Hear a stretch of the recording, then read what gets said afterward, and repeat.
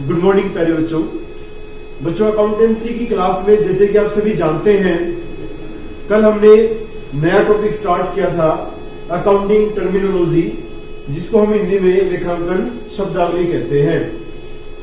मैंने कल बताया था आपको कि हर विषय की अपने अलग शब्द होते हैं, अलग शब्दकोश होता है, और उस शब्दकोश को जाने बिना, उसका ज्ञान लिए बिना हम उस विषय के बारे में अच्छी तरह से नहीं जान सकते हैं।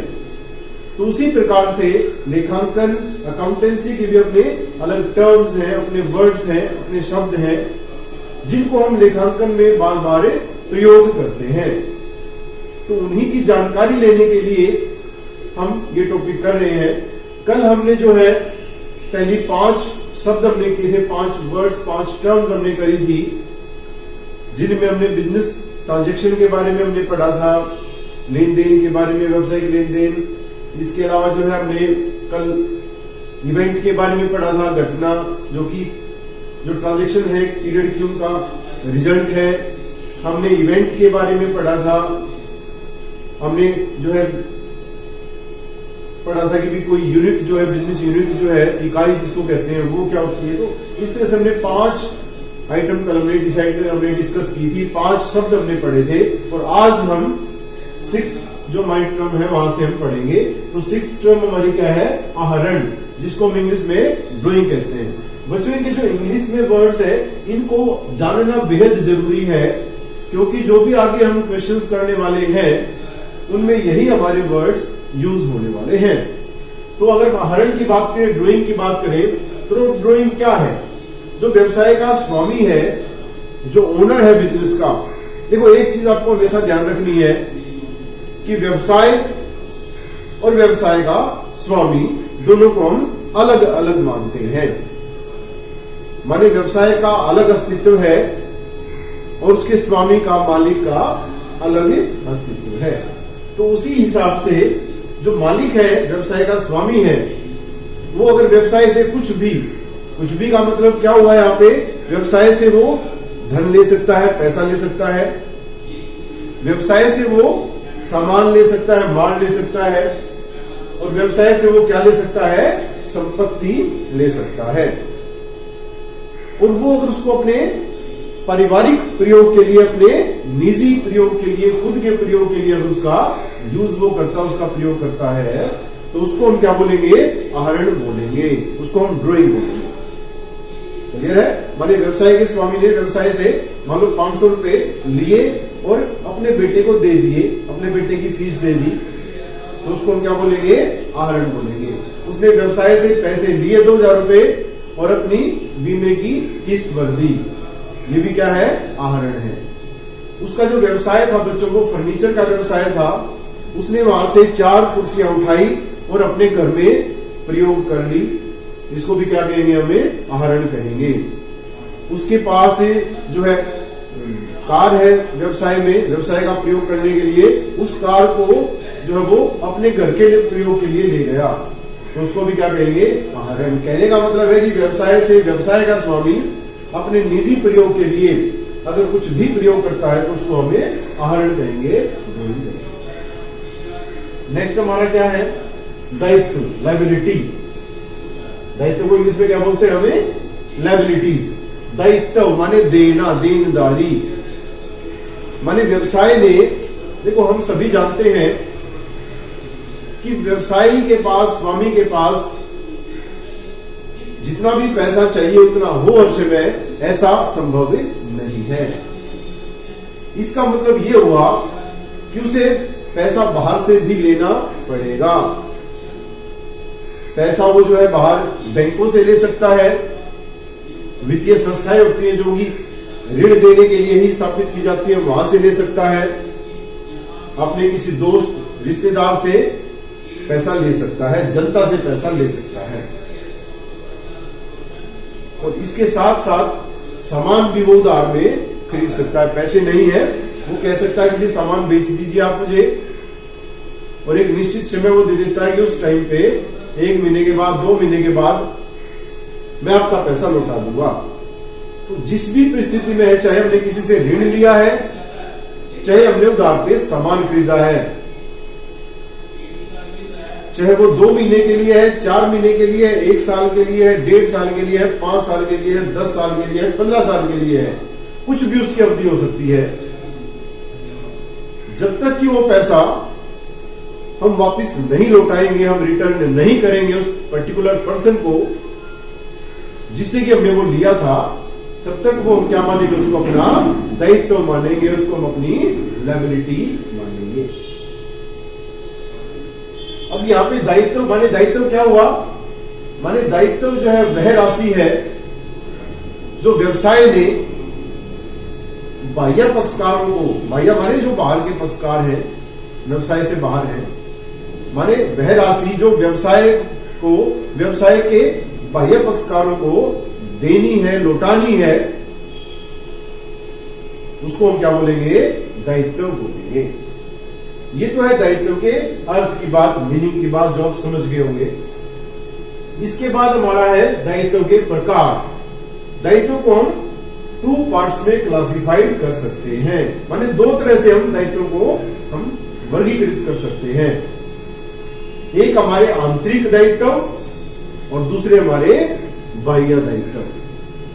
सबसे पहले अगर हम आंतरिक दायित्व की बात करें तो मैंने अभी बताया आपको, क्या बताया मैंने आपको, मैंने बताया कि जो व्यवसाय है और एक तरफ क्या है,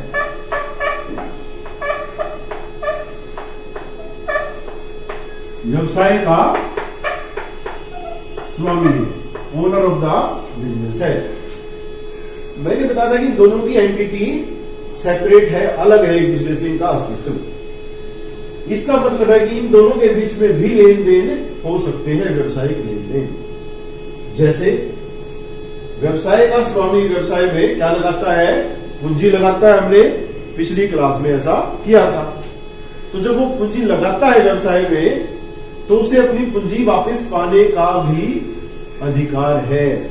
माने व्यवसाय के लिए वो पूंजी क्या बन जाती है, दायित्व बन जाती है, क्योंकि व्यवसाय ने वो पैसा लौटाना, भले ही वो बाहर से नहीं लिया है, स्वामी से लिया है, लेकिन फिर भी वो पैसा लौटाना है।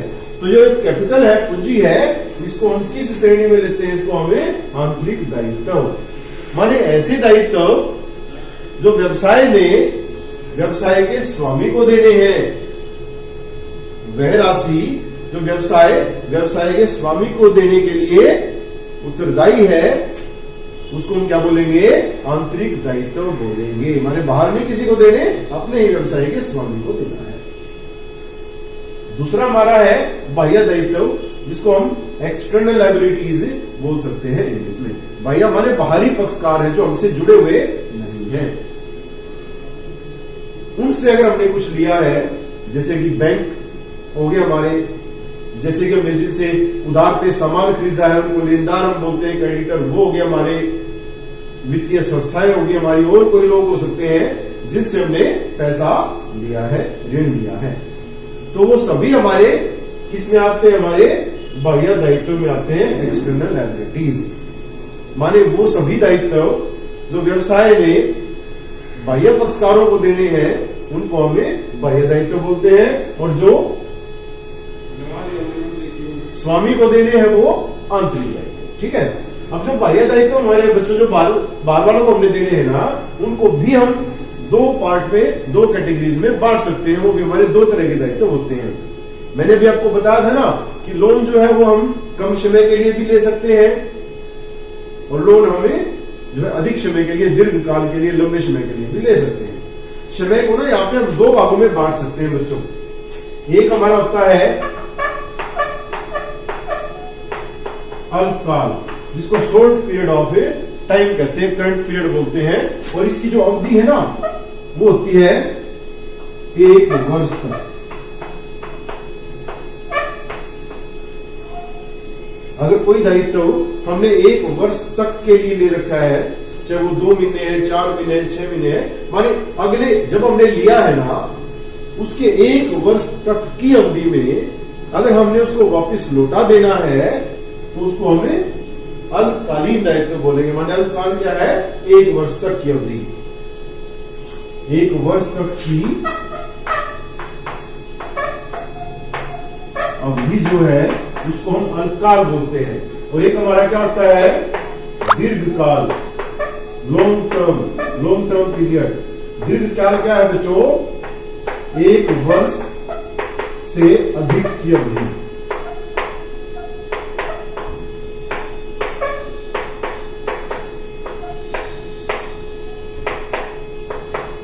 माने 1 वर्ष से अधिक की अवधि में हम 2 साल के लिए, 4 साल के लिए, 5 साल के लिए, 10 साल के लिए, 15 साल के लिए अगर हम पैसा लेते हैं किसी से, उतने साल के बाद लौटाने का वादा करते हैं, तो वो हमारा दीर्घकालीन दायित्व कहलाएंगे। यही हमने यहाँ पे लिए हैं।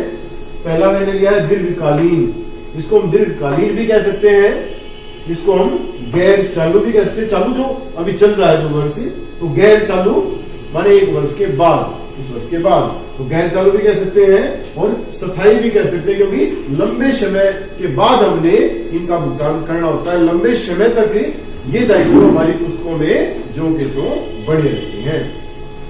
अब हमारे लिए इंग्लिश में हम क्या कहते हैं ये जानना बेहद जरूरी है, क्योंकि हम उन्हीं वर्ड्स को यूज करने वाले हैं।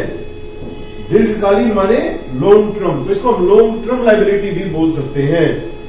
गैर चालू माने इसको हम नॉन करंट लायबिलिटी भी बोल सकते हैं। स्थायी माने इसको हम फिक्स्ड लायबिलिटी भी बोल सकते हैं।